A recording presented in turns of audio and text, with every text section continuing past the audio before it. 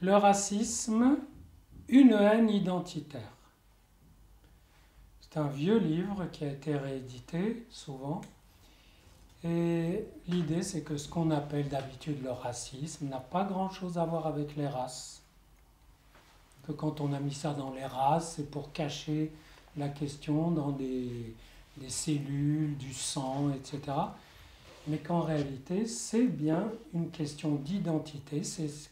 Le racisme, cet affect, cette violence, cette explosion qui peut saisir une identité lorsque elle ne supporte pas d'affronter ses manques, d'affronter ses ratages, d'affronter sa cassure, et il n'y a pas d'identité qui ne soit cassée, brisée.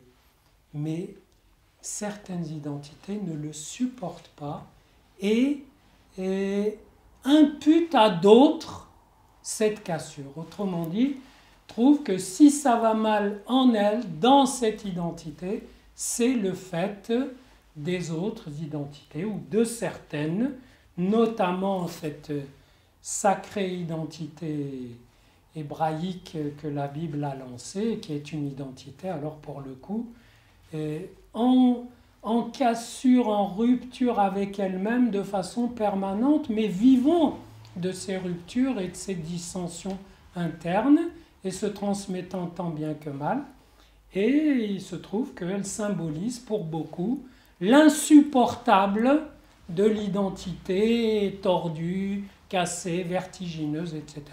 Donc chaque fois que vous verrez une identité qui veut sa plénitude, qui veut son affirmation totale, sans ambiguïté, vous la verrez en proie de temps à autre à des flambées qu'on dit racistes, mais qui, encore une fois, qui ne sont pas de l'ordre de la race, des flambées de haine identitaire, c'est-à-dire des flambées de haine où elle essaye de faire payer à d'autres, de leur faire payer l'appoint qui lui manque pour être pleine, contente, dans sa complaisance, dans son égalité à elle-même, dans son identité à elle-même. Et dans ce livre, je me suis rendu compte, alors qu'il a été écrit il y a plus de 20 ans, il y a un petit chapitre comme ça qui dit « Y a-t-il un discours antiraciste ?»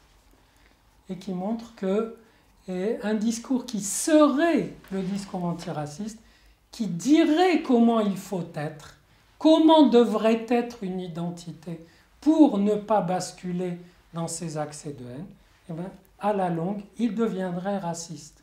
C'est-à-dire qu'il guetterait tout ce qui, chez les autres, ne serait pas conforme à ce qu'il faut que ce soit. Autrement dit, il n'y a pas un discours antiraciste. Et la réalité m'a donné raison, au sens où on a vu des conférences mondiales. Je pense à une conférence à Durban, il y a quelques années, mais il me paraît qu'il y en a une autre en préparation, qui était une conférence contre le racisme, et elle s'est terminée au cri de mort aux Juifs. Ce qui est quand même très intéressant. Ça veut dire qu'ils ont dû tellement flasher, flamber sur l'idée d'une identité qui ne serait que la leur, parce que la leur est bonne et elle est antiraciste, qu'ils sont arrivés par la voie la plus directe à ce qui est le comble même de la haine identitaire qu'on a vu fleurir chez les nazis. Autrement dit, mais si, c'est des paradoxes tout à fait intéressants. Et j'introduis aussi dans ce livre quelque chose qui me tenait à cœur à l'époque, que j'ai ensuite réélaboré, que j'appelle le vol de lettres. C'est comme une petite histoire. Vous avez écrit un bouquin, vous avez mis l'essentiel de votre vie, de vos tripes, de votre vérité, etc. Et il y a quelqu'un qui passe, qui lit ce bouquin, qu'il trouve formidable, alors qu'il n'a eu qu'un petit succès. Et lui, il en fait des extraits, il en fait un best-seller. Le résultat de cette opération, c'est que ce type, il n'a plus envie de vous voir. Il ne peut plus vous encadrer. Parce qu'il considère que vous lui avez volé cette idée sur laquelle il a pris appui pour faire son best-seller. C'est-à-dire qu'il vous en veut de vous être interposé, de symboliser la cassure de son identité, son manque identitaire, puisqu'il a reçu cette idée par quelqu'un d'autre, alors qu'il aurait voulu être cette idée, la recevoir de Dieu ou du destin ou de l'atmosphère tout de suite. Et bien, cette chose qui s'appelle le vol de l'être, je l'ai ensuite, plus tard, élaborée sous d'autres formes quand j'ai introduit la notion de complexe du second premier. Quand celui qui arrive en second, au lieu de prendre la suite et de créer ce qu'il peut créer, il veut d'abord prendre la place du premier.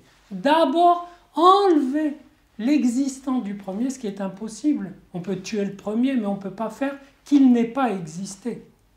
Et donc vous voyez que cet affect de la haine identitaire, c'est quelque chose d'à la fois très courant, très individuel, très collectif aussi, et que le mieux qu'on puisse faire, c'est d'empêcher que ça se coagule, que ça se fixe dans des explosions imminentes.